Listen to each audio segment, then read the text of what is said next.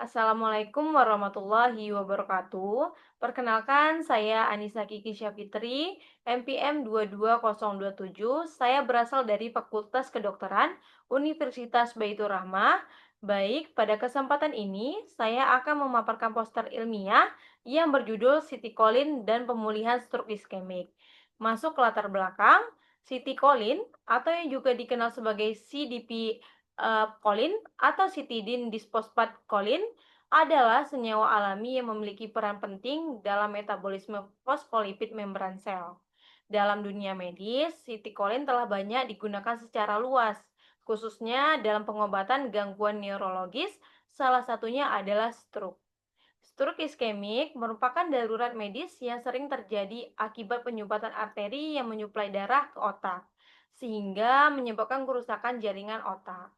Masuk ke tinjauan pustaka dan definisi, sitikolin sendiri merupakan senyawa kimia alami dalam tubuh yang membantu biosintesis fosfolipid ditilkolin, yang merupakan komponen utama membran sel.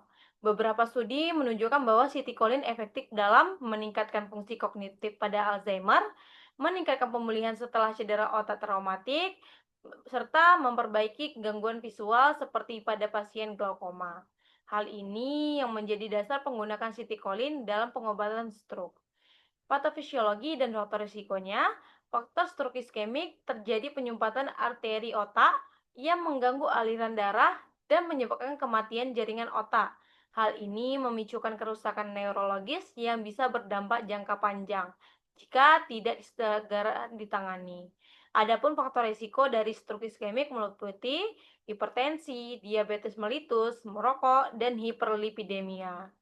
Peran sitikolin terhadap stroke iskemik, sitikolin ini berperan penting dalam proses pemulihan stroke iskemik dengan berbagai mekanisme. Antara lain, yang pertama, memperbaiki hasil fungsional seperti kemampuan bicara, gerak, dan daya ingat. Yang kedua, mengurangi ukuran infrak, yaitu area kerusakan jaringan otak akibat kekurangan suplai darah. Yang ketiga, memberikan efek neuroprotektif, yaitu melindungi sel-sel otak dari kerusakan lebih lanjut. Yang keempat, menstabilkan membran sel sehingga mencegah kerusakan lebih parah. Yang kelima, memperbaiki neurotransmisi atau proses pengiriman sinyal antar sel saraf. Yang keenam, meningkatkan pemulihan motorik dan kognitif, termasuk koordinasi, kekuatan otot, dan daya pikir.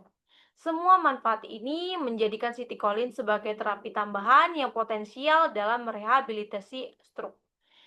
Untuk kesimpulan, dari pembahasan di atas, dapat disimpulkan bahwa sitikolin ini sangat berpotensi digunakan sebagai terapi tambahan dalam pemulihan stroke iskemik. Selain mendukung regenerasi jaringan otak, sitikolin juga mampu meningkatkan kualitas hidup pasien melalui memperbaikan fungsi motorik dan kognitif.